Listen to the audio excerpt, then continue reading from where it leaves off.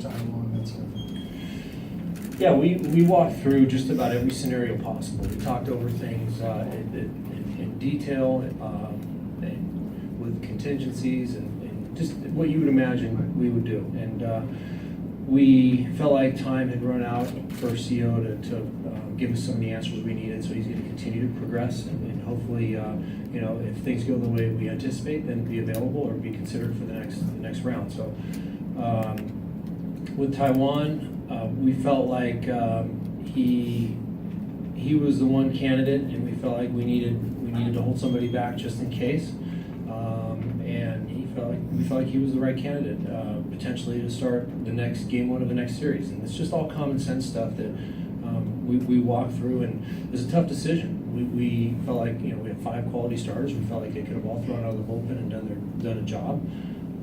But you got to prepare for today and a little bit for tomorrow, and I think that's what our front office did really, really well. And we walked through some different scenarios, and that's where we wound up.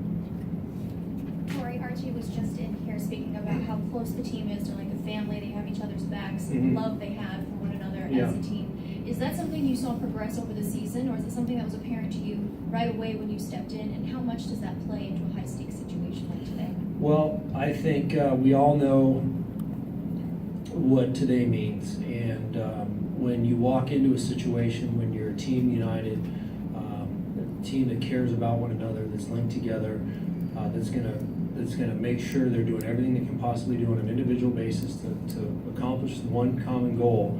It's gonna help you get through tough moments or help prepare you for this type of environment.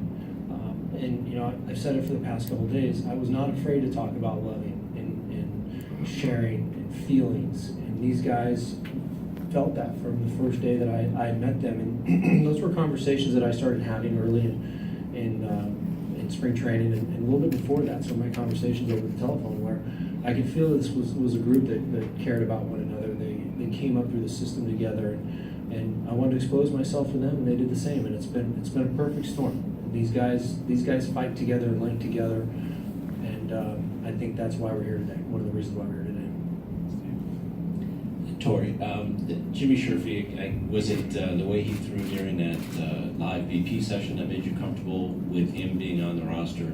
And the other question was the decision, if you could talk about it between Mathis and it looks like you went with Mathis. Mm-hmm. Well, in Jimmy Sherfy's case, Sherf was a little banged up. I explained that to you guys. He had been working hard to make sure that he was going to make himself available, and he showed us on that one day where he threw an aggressive bullpen that also turned into a little bit of a simulated game that he was healthy and strong and ready. We looked at the velocity, we looked at the shape of the pitches, and we were tracking things the same way we would if you were pitching in a game, and it checked out. But I think the thing that set it apart for me was when he walked off the mound. I had typically I'll have about a 3 or 4 minute conversation. He looked me square in the eye and said, "I want the ball." For me, that cinched it up right there. Jeff Mathis versus Chris Iannetta, those are the things that would keep me up at night, trying to figure out what the best solution was, because they're both very capable catchers. It's hard. Both of them want to catch. Both of them deserve to catch. But it was my decision that the relationship that Zach had with Jeff for the majority of the season was my priority, and I felt like he was going to be able to work a little bit more effectively and efficiently with Zach. But I want to be mindful of how I say that, because Chris Iannetta did a tremendous job as well. Torey, you had mentioned over the weekend that maybe some of Goldie's struggles were that he was pulling off the ball a little bit. What have you seen in these workouts over the 2 days leading up to tonight, and how do you feel about him going into tonight, that he'll be able to pull himself out of this?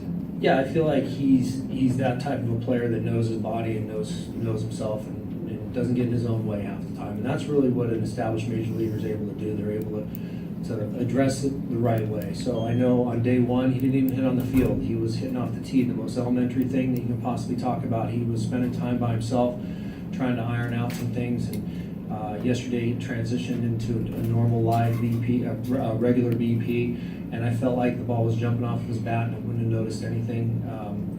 So I know it's documented that he wasn't swinging the bat very well, but I'm very comfortable in saying that he spent as much time as he possibly could to make sure today is a very productive day. Very Hey, Terry. Hi, Barry.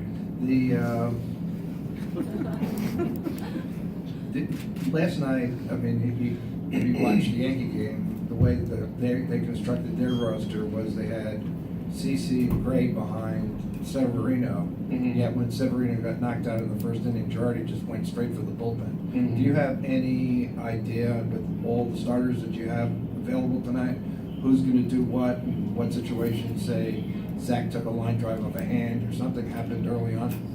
I do. I have a couple different scenarios in my mind, and I don't want to give up the strategy, so I'm not going to talk about it. But first of all, what Joe did was amazing. He figured out the flow and the tempo and the rhythm of the game, and he probably was responsible for the outcome of that game. And I know the players played, but he made a tremendous decision. And that's just having a feel for your team and having a feel for the guys. So I'm gonna let something like that guide me too. I paid attention to what these guys do when they perform and what they look like.